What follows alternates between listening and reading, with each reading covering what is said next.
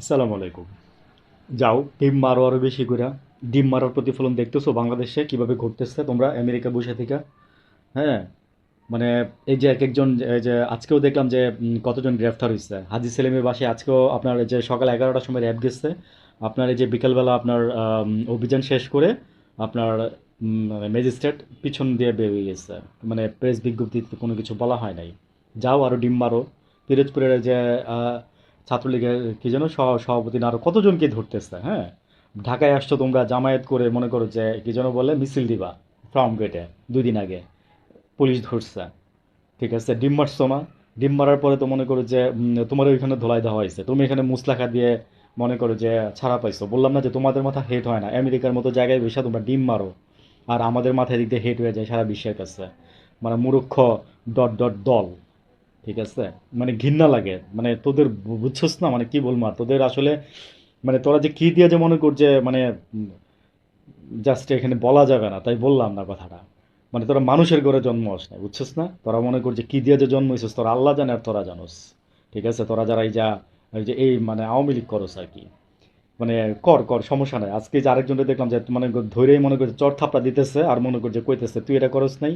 হ্যাঁ, কর কর কর, করতে থাক, বুঝছিস, করতে থাক। আর বিএনপির জন্য যে সুখবর নিয়ে আসছি তাও না। বিএনপিও মনে করেন যে করতে থাকেন আপনারা, ঠিক আছে। আজকে দেখলাম যে ওই যে তারেক চাচারে এক মেয়ে মনে করেন যে আপনার ধুয়ে দিছে এই জেনারেশনে। আমার ভালো লাগছে আপুটার এই কথাবার্তাগুলা।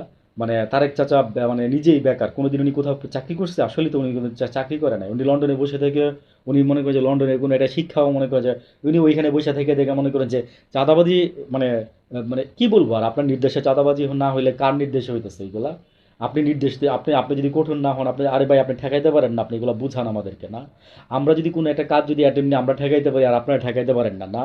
তারেক রহমান সাহেব, আপনার আয়ের উৎস কি? আপনি যে ওইখানে বসে থেকে মনে করেন যে আজকে এত বছর ধরে থাকছেন, মুসলেখা দিয়ে তো বাংলাদেশ থেকে গেছেন গেছেন না? অক্টোবরে আসবেন দেশে শুনছি, আসার পরে কি মনে করছেন যে আপনার রাজনীতির পাল্লা চেঞ্জ হয়ে যাবে? না, দেখি আমরা দেখবো। আমরা বললাম না যে কিছুক্ষণ আগে একটা লোক বলতেছিল যে আমার ছেলে বাইরে থেকে আসছে, পরে আমি বললাম ওদের দেশের অবস্থা কি, কারে ভোট দিবি? ভার্সিটিতে পড়ে আর কি ছেলেটা, বলতেছে বাবা জামাতরে ভোট দিব। কেন দিবি? ওরা সত্যি কথা বলে, সত্যি কথা বলে, ওদের মধ্যে কোনো মিথ্যা কথা নাই। ভাই 100% লোকের মধ্যে 95% জামাতের লোক যিনি সত্যি কথা বলে। ঠিক আছে, এগুলো আমরা দেখতেছি। এই জেনারেশনকে কি দিয়ে বুঝাবেন? ওই আপুটা বলতেছিল যে তারেক রহমান সাহেব আপনি যে চাকরি দিয়ে দিবেন তাই না, বেকার বেকারদের চাকরি দিবেন। আপনি নিজেই তো স্বাবলম্বী না। আপনি নিজেই তো স্বাবলম্বী না, আপনি আবার চাকরি দিবেন কি? আমিও কথাটা বলতেছি। ওই যে কে জানি সেদিন বলছিল যে কয় হাজার লোকের চাকরি দিয়ে দিবে। মানে শয়তান কোথাকার ফাজিলগুলা, মিথ্যুক বানুয়ার। তোরা তোরা কিসের রাজনীতিবিদ?